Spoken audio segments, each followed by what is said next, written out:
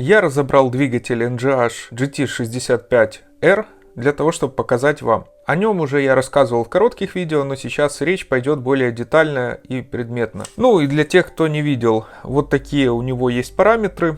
Можете поставить на паузу и посмотреть там, что к чему. На этом заострять внимание сейчас не буду, потому что об этом я уже рассказывал, опять же таки, в отдельном длинном видео. Первое, на то, что можно обратить внимание, поршень имеет вот такие отверстия с обоих сторон, причем. Видите, вот с этой стороны также отверстие есть. Выхлоп направлен в заднюю часть мотора, из-за этого есть также конструктивная особенность, как и у DLE 55RA, о котором я уже рассказывал и показывал ранее. Поршневой палец имеет заглушку, то есть с одной стороны он полый, с другой стороны заглушен. Назначение вот этих отверстий мне не совсем понятно. Диаметр поршня 48 мм, ход поршня 36 и объем этого моторчика 65. В отличие от DLE 55RA, здесь имеется вот такой вот скос.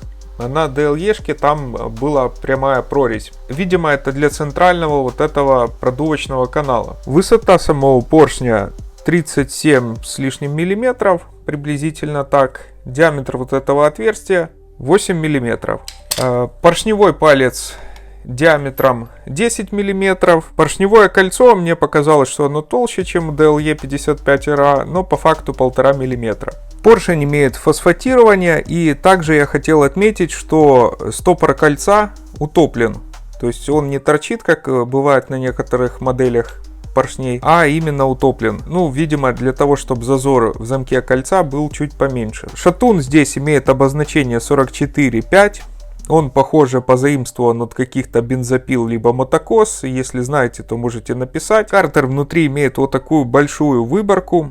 На самом деле я сначала не понял, почему все так. Но по факту вышло, что здесь есть отверстие, ну, поскольку картер не половинится, а он как бы имеет съемную заднюю часть. И сам коленвал вставляется сзади. Вопрос, конечно, большой, почему не сделали какого-то вытеснителя для того, чтобы уменьшить нижний объем вот этого картера, поскольку это влияет вроде как на наполнение на высоких оборотах, но они, видимо, посчитали, что и так сойдет. Шатунный палец здесь разборный, как видите, то есть фиксатор вот этого шатуна можно снять и типа даже поменять шатун без особых на то проблем, вроде как. Также, в отличие от DLE, картер здесь универсальный. Цилиндр можно развернуть практически в любую сторону, поскольку вот эти выборки под цилиндр симметричны. Также межцентровое расстояние крепления цилиндра одинаково что в длину, что в ширину. Так что, по идее, даже заменив поршень, можно цилиндр разместить как угодно. То есть выхлопом в бок, хоть даже вперед.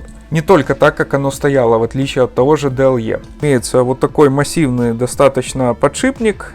И чего не было в том же DLE, здесь есть отверстие под смазку пальца внизу. И также намного более увеличенная верхняя головка шатуна. На DLE 55 это было все прям максимально тонко. Из проблем производства здесь на поршне имеются некоторые такие вроде как сколы, но по факту это производственная история, потому что оно даже уже так пофосфатировано. То есть когда его обрабатывали, что-то там лишнее, скажем так, откололось.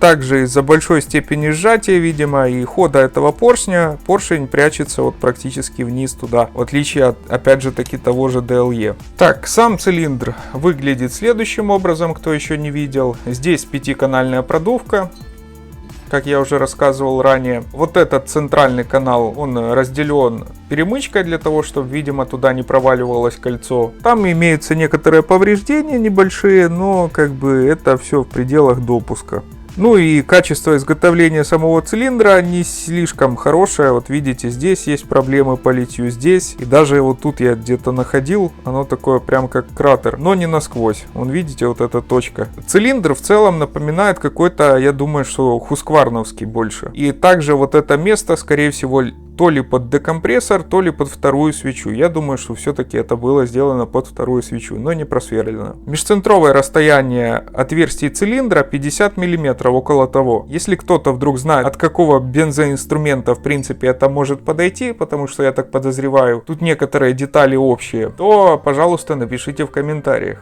В целом же цилиндр более не имеет ничего такого интересного. Вот, покрытие, ну, типа как похоже на хром, наверное. Но я думаю, что это не хром.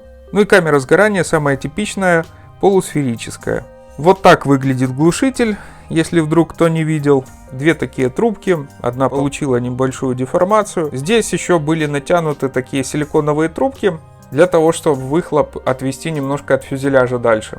Прокладка получается тоже универсальная, толщиной 0,5 мм.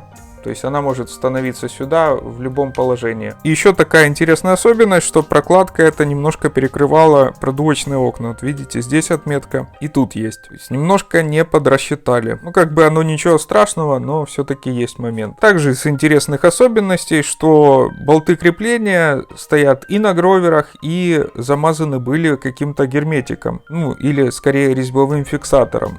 Зачем такие меры предосторожности двойные, я не понимаю. Ну, а далее это все помоется и буду пробовать как-то запускать на досуге. Здесь еще, конечно, надо добавить там винт холостого, ну то такое дело. Надеюсь, данная информация кому-то была интересной. Пишите комментарии, подписывайтесь на канал. Всем мира, добра и всего хорошего.